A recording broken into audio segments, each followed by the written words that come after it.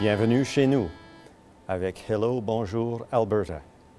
Nous sommes ici aujourd'hui avec André Chabot, conseiller municipal de la ville de Calgary depuis presque 10 ans, on dirait.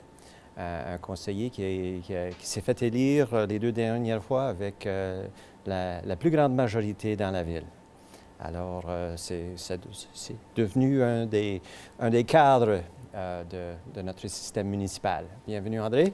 Merci, Marc. Mon plaisir d'être ici. Alors, aussi un francophone, comme de raison. Comment ça se fait que tu es francophone à la ville de Calgary? Bien, parce que je viens de la Saskatchewan. Tout le monde à Saskatchewan sont bilingues. Les Francescois? Francescois, c'est ça.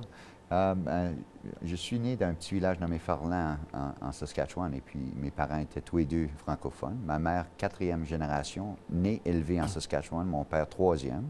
Alors, j'avais pas de choix. On parlait en français à la maison, mais on a déménagé à Calgary en 1971. Mais mes parents, ils ont continué à faire certain qu'on parlait en français à la maison. On allait à une église francophone, Sainte-Famille, et puis il n'y avait pas d'école francophone dans le temps. Alors, la seule pratique que j'avais en français, c'était avec mes parents. Mais quand je me suis marié jeune, j'ai fini mon école ici à Calgary, et puis après que j'ai fini l'école, j'ai commencé comme menuisier, et puis j'ai fait les affaires en l'envers, plus ou moins comme la même façon que j'ai fait mes politiques. J'ai commencé comme un menuisier de finition, et puis j'ai fini, je faisais de l'ouvrage avec le ciment, et puis des affaires comme ça, et puis du framing. Mais en tout cas, mes enfants, ma femme a dit, tu sais, écoute, j'aimerais bien que nos enfants soient bilingues aussi. Et puis mon père, il a dit, écoute, André, tu es francophone, mais ta femme est anglaise. Tes frères et sœurs, ils ont marié des francophones. 2 enfants vont parler français, mais pas les tiens. Ma femme a dit, on va voir, on va envoyer nos enfants à une école francophone, comme tu sais, Sainte-Anne. Et puis après ça, Sainte-Marguerite-Bourgeois. Et puis nos enfants sont complètement bilingues. Mes frères et sœurs, pas tellement. Ah! Alors, ma femme a eu qu'est-ce qu'elle voulait faire, et puis mon père, maintenant, il dit, je suis très fier que tu es venu à bout de soutenir ta langue. Et nos enfants ils en ont profité beaucoup de leur langue française ici à Calgary. Et ensuite, après menuisier, c'était quoi? Environ 1984-85, ma femme a dit, écoute, les affaires sont tellement difficiles en construction, tu devrais peut-être poursuivre quelque chose d'autre. Alors, j'ai été à l'école de Vraille, j'ai pris un cours comme technicien, et puis en électronique. Après ça, j'ai commencé à faire j'ai désigné des circuits. Et puis, un circuit que j'ai désigné, que j'aurais dû faire appliquer pour un patent, parce qu'aujourd'hui même... brevet. Oui, un brevet. Aujourd'hui même, les lumières automatiques que j'ai vues, ils ne fonctionnent pas aussi bien que mon système en 1986. Alors, j'aurais dû poursuivre ça un petit peu plus fort. Oui. Mais en tout cas, j'ai été dans l'électronique pour 18 ans, et puis j'ai fait un cercle. J'ai retourné comme general contractor pour à peu près 1 an et demi avant d'être élu comme échevin. Comme échevin. Oui. Mais tu étais impliqué dans la politique avant ça, au niveau national? Fédéral, provincial, après ça municipal. Comme j'ai dit, j'ai fait mon ouvrage, la même chose comme menuisier. J'ai fait mes politiques de la même façon. J'étais impliqué avec le Reform Canadian Alliance, l'Alliance canadienne.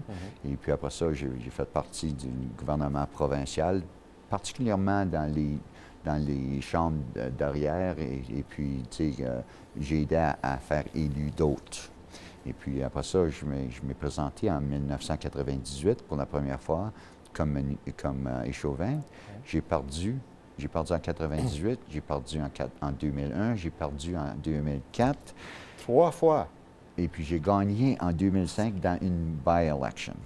Alors, je me suis dit que si le monde voulait un change en 2004, quand les élections ont été un petit peu mauvaises, J'ai dit, alors, ils sont prêts pour un change. Je vais mettre tous mes efforts dans l'élection en 2005.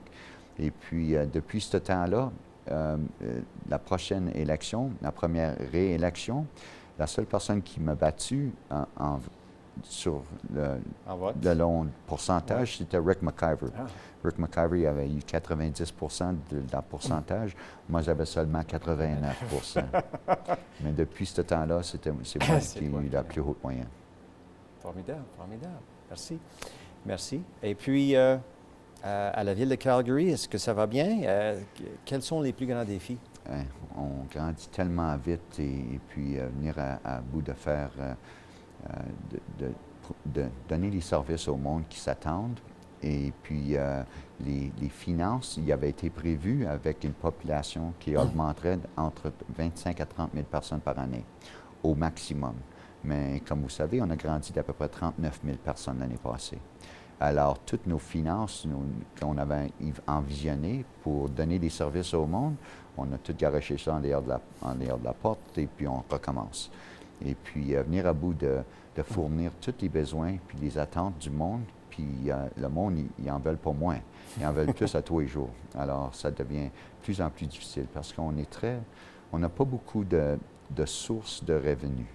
Et puis, on a essayé de travailler avec les autres niveaux de gouvernement pour venir à bout de partager les fonds au lieu d'augmenter les impôts municipaux. Et ça, c'est l'ouvrage... ça, c'est un défi. C'est un défi très difficile. Oui, oui. Mais toi aussi, tu es impliqué dans des organisations provinciales aussi, de la part de la ville de Calgary. Oui, je fais partie d'une organisation nommée en anglais Transmission Facility Cost Monitoring Committee. Je suis la chaise de Gas Power and Telecommunications pour la ville de Calgary. Et puis, j'ai représenté la ville dans beaucoup de discussions quand le Bill 50 avait été introduit, Critical Transmission Infrastructure. Et puis, alors, il y a beaucoup de choses qui se passent dans la province envers la transmission de l'électricité, qui a des grosses implications à le monde qui habite pas seulement à Calgary, mais au travers de la province. Et puis, moi, j'essaie de faire certain que les dépenses sont besoins et puis qui sont tenues aussi bas que possible. Et puis, il y a beaucoup d'interventions qu'on prend comme une ville, pas seulement avec l'électricité, mais envers les PIP et puis les compagnies de gaz naturel. La ville vient juste de gagner une grosse contrat, ouais. Une intervention qu'on avait pris. Oh, oui. Pour ATCO iTech. Ça, c'est envers la compagnie qui va fournir le service pour le Customer Care and Billing. En tout cas, ça, on a changé des affaires un peu avec une branche qu'on a faite comme la ville de Calgary. Alors, des fois, il y a des impacts considérables. Oui, mais ce n'est pas seulement que la ville qui est impliquée, c'est tous les citoyens de la ville et puis parfois tout le monde dans la province. Je ne sais pas si vous le savez, mais les citoyens du sud de l'Alberta, ils payent 20 de moins pour leur gaz naturel que le monde qui vit dans le nord de l'Alberta. Ah. Ça, c'est à cause de la ville de Calgary et nos interventions.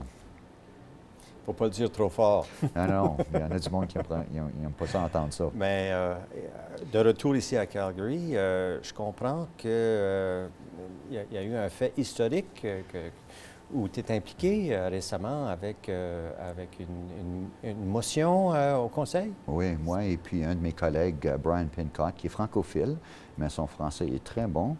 Et puis on a introduit la motion au Conseil de la ville de Calgary.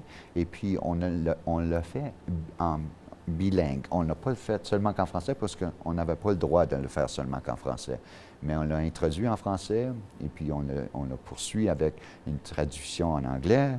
Et puis moi, je faisais une couple de commentaires en français. Brian, il traduisait en anglais. Alors, on a parlé en français pour la première fois depuis plus que 100 ans. Au-dessus de 100 ans. Ouais. Wow! Ah bien, bravo! Merci, c'est un plaisir. Ouais.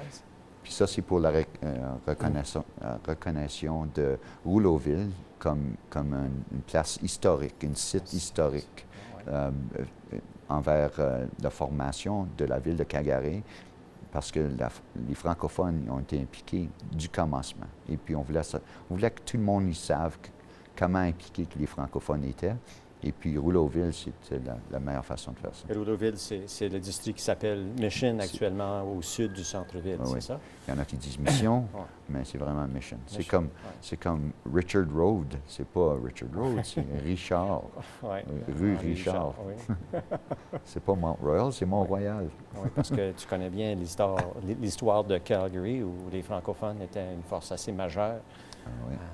Le dans Père cette section, Lacombe, les Sœurs Gris, et puis, tu sais, ils parlent de ça en anglais, tu sais, Grey Nuns, et puis Father Lacombe, mais c'était le Père Lacombe, francophone. Revenons à l'actualité. Est-ce qu'il fait bien du bruit chez toi dans le Nord-Est? Avec la nouvelle piste, oui, certainement, ça a beaucoup d'implications avec mes citoyens, particulièrement ceux qui sont en directe ligne avec la nouvelle piste. Mais qu'est-ce qu'on a essayé de faire? Parce qu'on n'a pas l'habilité de régler comment que ça se passe. Qu'est-ce qu'on a fait? C'est qu'on a rentré avec un agreement avec l'aéroport qui dit qu'on va s'accorder au mieux possible. Puis on va essayer de tenir les avions aussi proches de où ce qu'ils devraient être. Et puis s'il doit virer un peu pour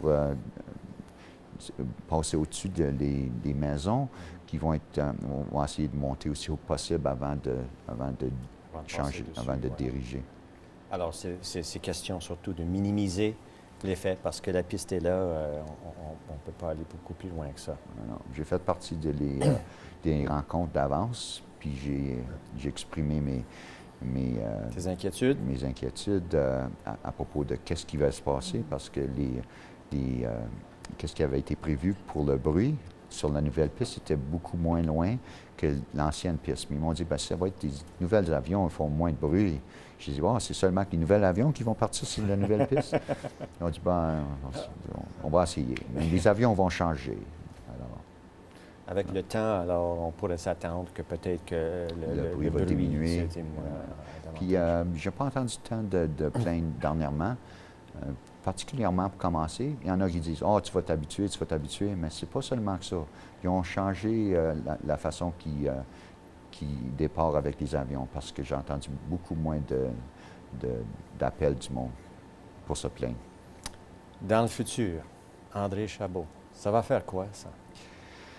Il y a encore beaucoup de choses que j'aimerais faire sur le long de la ville pour faire certain qu'on